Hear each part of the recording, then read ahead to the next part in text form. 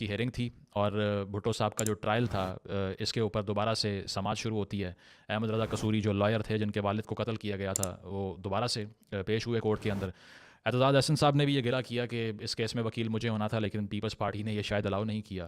تو اس سے مجھے یاد آیا کہ بہت سے لوگ تو یہ جانتے ہیں کہ یہ قتل کیسے ہوا تھا اور قصوری صاحب کے والد کی اسیسینیشن جو ہوئی اس کو بھٹو صاحب پہ کس نے ڈالا, کس طرح چیف جسٹس نے سنگل ہینڈڈلی ڈیسیژن دیا اور اس کے بعد میں ایک popularly elected prime minister was sent to the gallows اور بعد میں ان کو لٹکا دیا گیا. یہ سب کو معلوم ہے, لیکن ایک چیز جو کہ لیسر نون ہے ابھی پاکستان میں خاص طور پہ یوتھ میں وہ یہ ہے کہ اس کا بیک گراؤنڈ کیا تھا, یعنی کہ جو اسیسینیشن ہوئی وہ کس نے کی, اور ساتھ ساتھ یہ کہ بھٹو صاحب کا اپنا رول کیا کنٹروورسیز سے اتنا صاف تھا جتنا اکثر دکھایا جاتا ہے. کیونکہ ہمارے یہاں پہ اکثر کیرزمیٹک میس پالیٹکس جو ہوتی ہے اس میں آپ یہ نہیں سوچتے کہ ایک بڑا لیڈر جو تھا اگر اس کے ساتھ کچھ برا ہوا ہے تو اپنے دور اقتدار میں اس نے کچھ اچھا کیا بھی تھا یا صرف برا ہی کیا تھا, یا صرف اگر اس کو دیوار سے لگایا گیا تو اس کی بیسس پہ اس سے ہمدردی ہونی چاہیے. تو اس پہ چیز ایک یاد آتی ہے اور وہ چیز ہے پرائیویٹ ملٹری فورس کی. یہ پاکستان کی تاریخ کا وہ باب ہے جو کہ ایک تھوڑے عرصے کھلنے کے بعد بند کر دیا گیا. تو دنیا کی تاریخ میں بھی اس کی مثالیں ملتی ہیں. اگر ہم جرمنی کی بات کریں تو سیکنڈ ورلڈ وار سے پہلے ہٹلر کے انڈر جو نیشنل سوشلسٹ پارٹی تھی اس کا جو ملٹری ونگ تھا اس کا نام ایس ایس تھا. یہ وہی آؤٹ فٹ تھی جو کل کو جا کے جب ہٹلر پاور میں آیا مڈ 30s سے پہلے تو اس جو ملٹری ونگ تھا نیشنل سوشلسٹ پارٹی کا اس کو جرمن آرمی بنا دیا گیا. اس کے علاوہ اگر ہم دیکھیں عراق کے اندر 2003 میں مہدی آرمی بنتی ہے, 2008 میں وہ ڈسبینڈ ہو گئی, وہ اور بات ہے. تو پرائیویٹ ملٹریز کی ایک لمبی تاریخ ہے, رومن امپائر کے انڈر بھی یہ رہ چکی ہیں. اسی طرح پاکستان میں بھی ایک پرائیویٹ ملٹری ایگزسٹ کرتی تھی جو کہ شاید اس وقت کی حکومت نہ مانتی ہو, لیکن جو اینالسٹ ہیں وہ اس کو پرائیویٹ ملیشیا ہی کہتے ہیں. تو کہانی یہاں سے شروع ہوتی ہے کہ جنرل گل حسن جو کہ commander in chief of the army تھے جب بھٹو صاحب صدر تھے, پہلے پریزیڈنٹ بنے پھر وزیر اعظم بنے تھے کانسٹیٹیوشن آنے کے بعد, تو گل حسن صاحب کے اور بھٹو صاحب کے اختلافات سامنے آ گئے. اور وہ اختلافات کی بنیادی وجہ وہی تھی جو آج تک ہوتی ہے اسٹیبلشمنٹ اور پولیٹیکل لیڈرز کے درمیان, اور وہ وجہ یہ تھی کہ ان کا کلیم یہ تھا کہ بھٹو صاحب مداخلت کر رہے ہیں فوج کے اندر, اسی لیے وی ہیو ٹو کٹ ہم ٹو سائز. اور بھٹو صاحب کا کلیم یہ تھا کہ میرے اگینسٹ جو احتجاج ہوتے ہیں, جو ریبیلینز ہوتے ہیں, اس کو یہ کرش نہیں کرتے, میری بات نہیں مانتے. یہ وہی گلہ ہے جو جناح صاحب نے بھی ایک دور میں کیا تھا جب کشمیر میں ریڈ کرنی تھی, اور ڈگلس گریسی کو جو کہ اس وقت کے چیف آف دی آرمی تھے ان کو جناح صاحب نے کہا کہ آپ یہ ریڈ کنڈکٹ کریں گے, انہوں نے ریفیوز کر دیا. انہوں نے کہا میں کراؤن کا ملازم ہوں, آپ کا نہیں ہوں. اسی طرح سے بھٹو صاحب بھی یہ فیل کرتے تھے کہ شاید ریلکٹنس ہے میری بات ماننے پر, اور میری اتھارٹی فوج کے اندر سے اس طرح اسٹیبلش نہیں ہو رہی جس طرح ہونی چاہیے.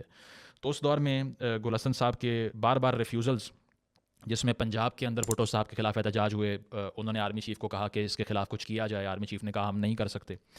تو یہ وہ ٹائم تھا جب بھٹو صاحب نے یہ دیکھ لیا کہ یہ تو کوپریشن نہیں ہے. پھر ایک اور واقعہ بھی ہوا جب الجیریا جا رہے تھے بھٹو صاحب, اور وہاں پہنچ کر ان کو ایک فون کال کا انتظار کرنا پڑا ٹرکی میں انقرہ کے اندر کہ اگر آپ نے انٹر ہونا ہے تو پہلے ایک پاکستان سے کال کروانی پڑے گی. تو اس سے بھٹو صاحب نے یہ چیز فیل کی کہ شاید میری جو اتھارٹی ہے وہ سولیڈیفائی نہیں ہو رہی, تو there has to be a private military wing of my own.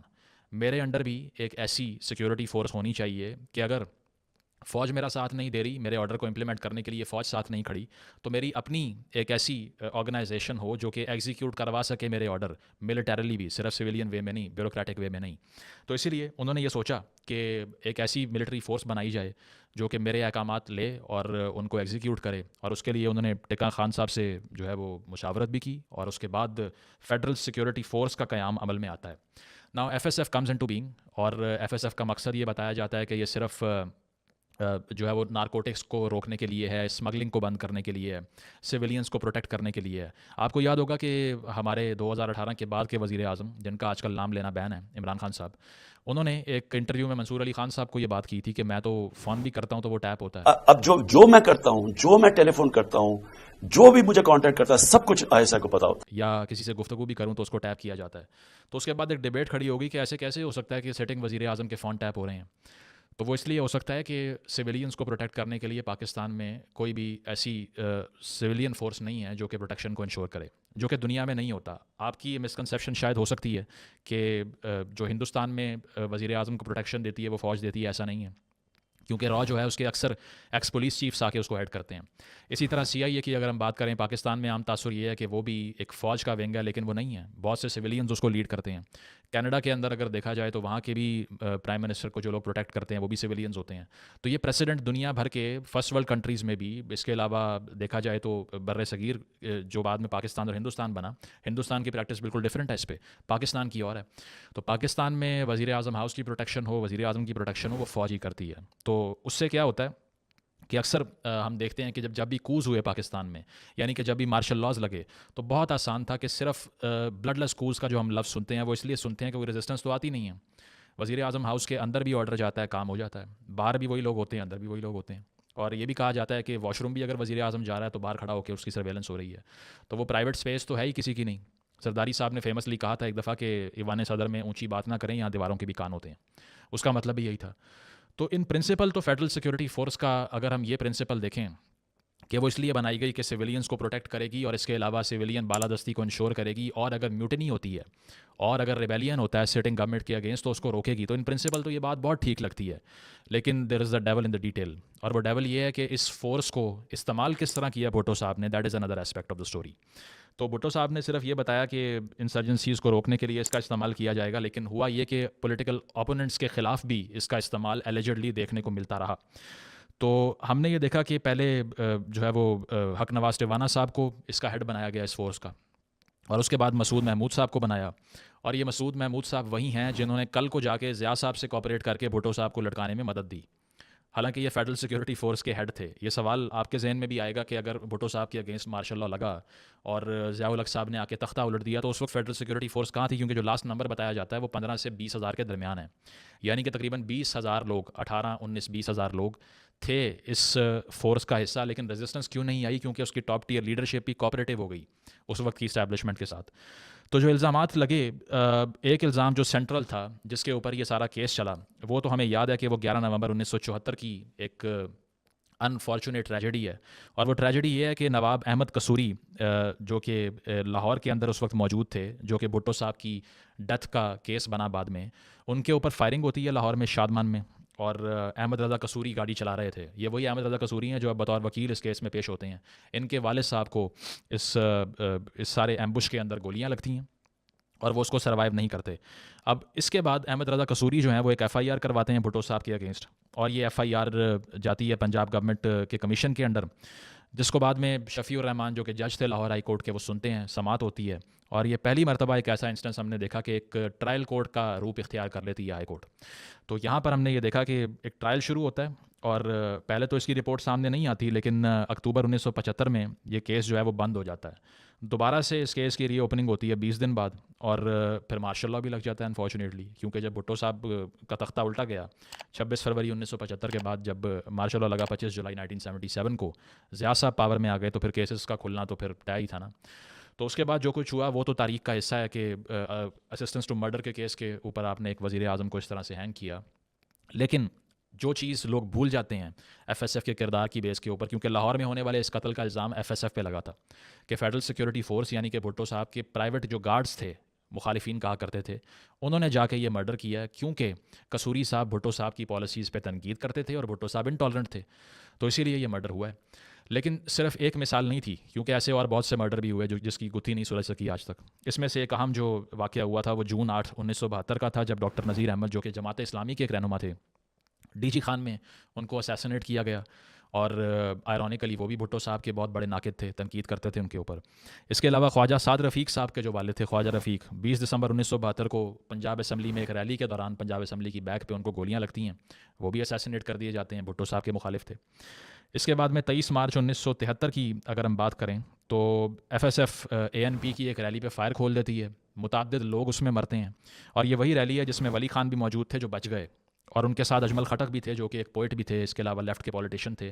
Us instance کے بعد اتنا ہارفک امپیکٹ ہوا ان کے اوپر کہ وہ پاکستان چھوڑ کے ہی افغانستان چلے گئے. عبدالصمد اچکزئی کی اگر بات کی جائے تو ان کے حوالے سے بھی یہ ابہام برقرار ہے کہ آیا ان کو کہیں ایف ایس ایف کے تھرو تو نہیں اسیسنیٹ کروایا گیا, ان کے گھر میں بم گرایا گیا تھا. میں نے پہلے بھی ویڈیو میں بتایا تھا. یہ واقعہ دسمبر 2 1973 کا ہے.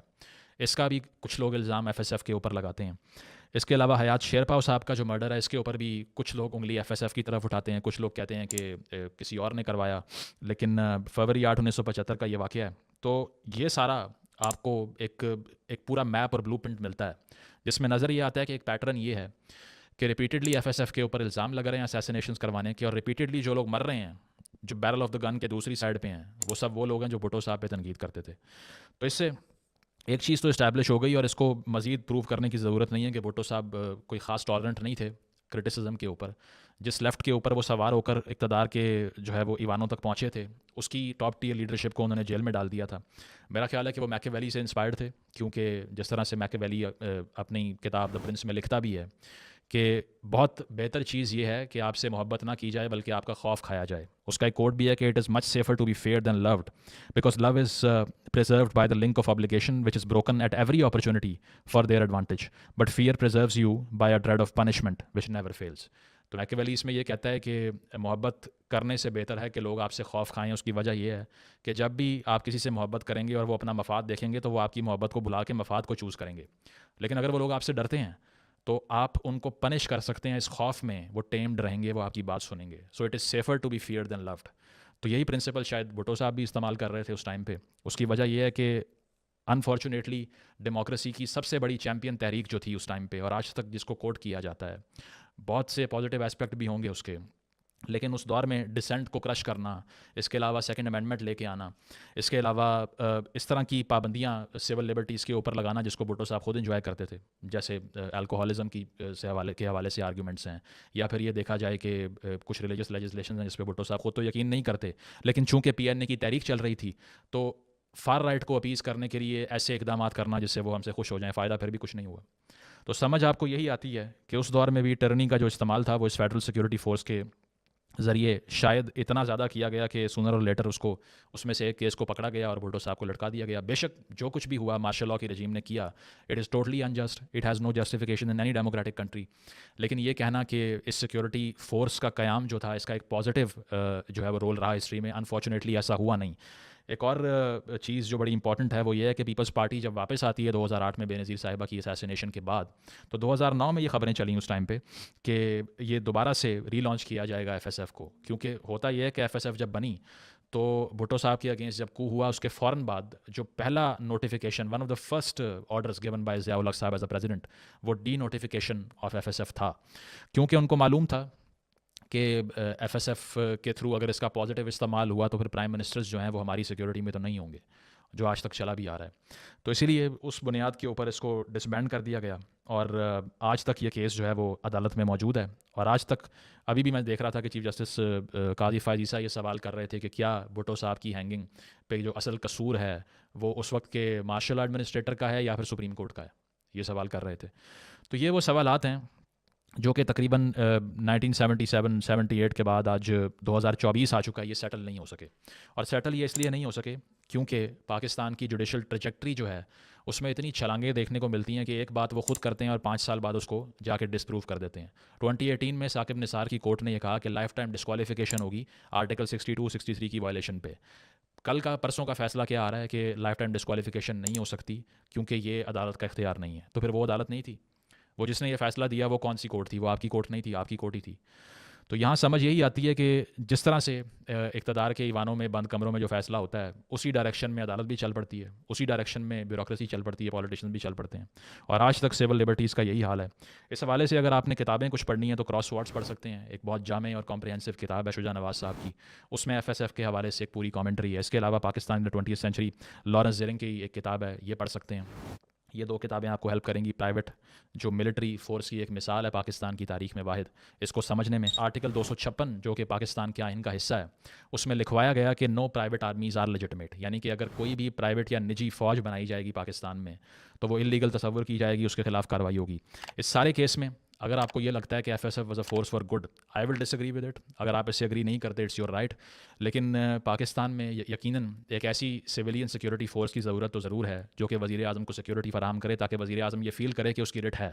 لیکن آن دی ادر ہینڈ اگر یہ خطرہ موجود ہو کہ اس فورس کا